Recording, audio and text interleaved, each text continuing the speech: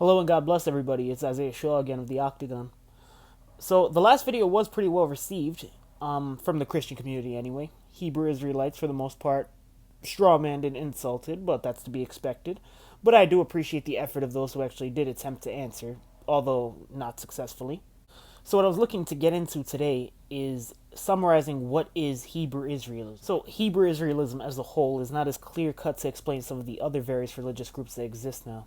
In very simplified terms, it is basically a group of black people that believe they are the true descendants of the ancient Israelites. There are so many subsects of this movement, from Negroes only to more recently with even Latinos only, but the strand that is most popularly known here in the US is the One West variety, which is a black supremacy group that holds to the belief that blacks, Latinos, and Native Americans are the true Jews and the traditionally recognized Jews are imposters. Even saying group would be rather careless terminology, since even One Westers are split up into an innumerable amount of different camps. These camps are the people you often find in viral videos clad in some ludicrously ostentatious outfits proclaiming the impending doom of not only white people, but anyone who does not fit their axiom, which would be including but not limited to Asians, and yes, even Africans, as ironic as that may sound. Why, you might ask? Well, because they're racist and they're very proud of it. So one might ask, so what are they basing this all on? The answer is on anachronisms. That is them self-inserting into scripture. What's very important to know are their most crucial proof texts that they use to confirm these ideas.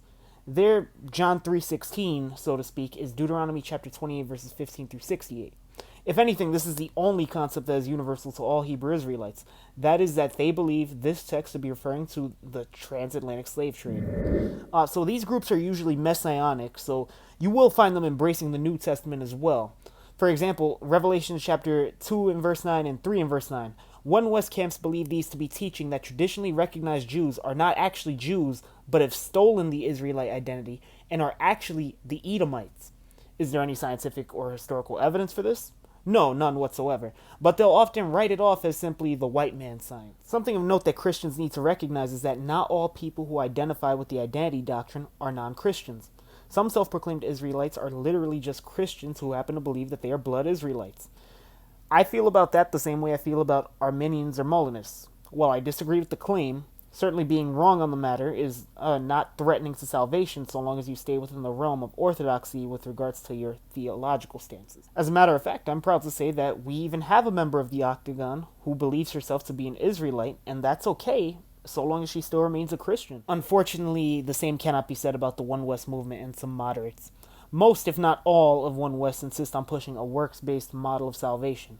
In other words, keeping the laws, statutes, and commandments in order to earn and or maintain salvation. One West usually rejects Christian orthodoxy, such as the Trinity doctrine or sola fide, but have come to embrace the two-seed doctrine and even reincarnation, which they often will call regeneration. So, the two-seed doctrine is essentially the belief that instead of all people descending from Adam, there is a second seed line which comes from Eve having sex with the devil. And no, that is not a joke or a rib at them. That's a real-life belief that most, if not all, One West holds to.